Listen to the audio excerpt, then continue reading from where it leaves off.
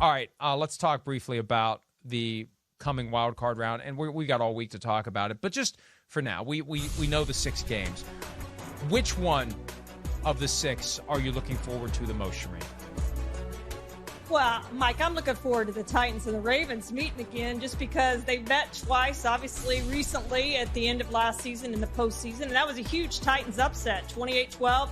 We all thought the Ravens were going to go to the Super Bowl and going to be Super Bowl champions, and it didn't work out that way.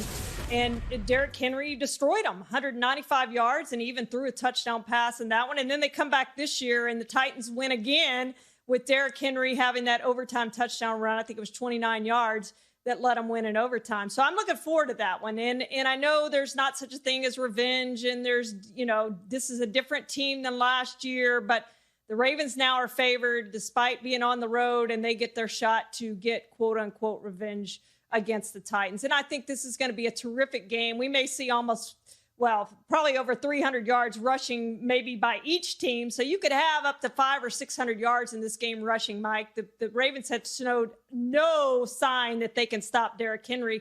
And I don't think that Titans defense can stop anybody on the Ravens. The Ravens have been great in recent weeks.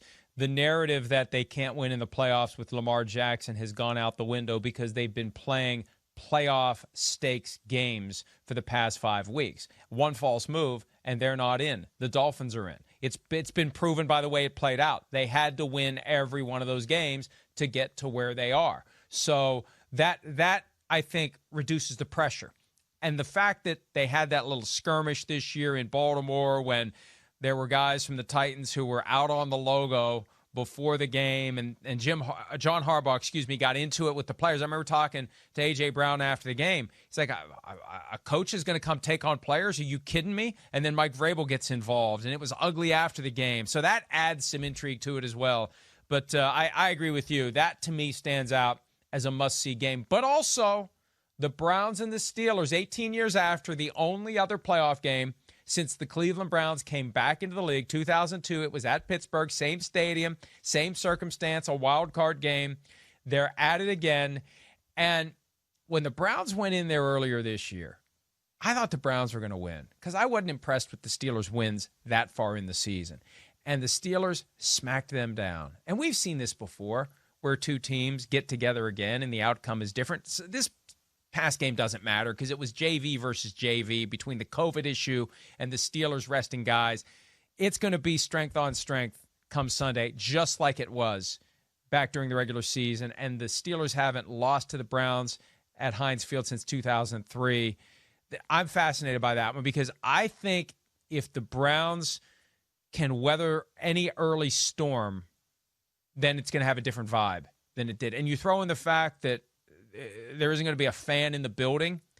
That game, to me, is going to be the most fascinating of the week. And it could be over by the end of the first quarter, or it could go all the way down to the wire and the Browns could win it. And I have no idea who I'm going to pick in that one. My niece, who's a huge Browns fan, has already threatened to disown me if I don't pick the Browns to win that game. But it's going to be tough. It's going to be gutsy to pick the Browns based upon what happened during the regular season.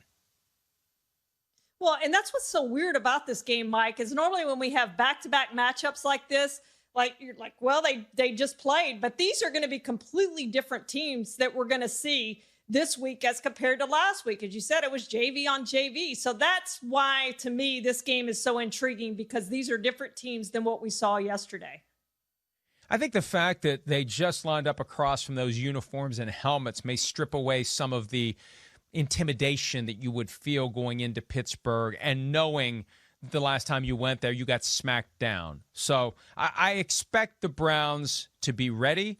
I expect the Browns to be different than they were earlier this year. And let's face it, the Steelers are different than they were earlier this year. They've had one good half of football the past month and a half. Can they get that lawnmower started and play hard against the Browns and knock them out? But that should be a great one. We'll be talking about all the playoff games more as the week unfolds. When we return, a quick little sliver of last night's conversation on the Football Night in America set, and then we'll answer all your questions coming up after this on PFTPM.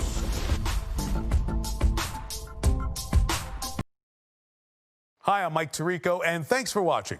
Make sure to hit subscribe for the latest news and highlights from NBC Sports.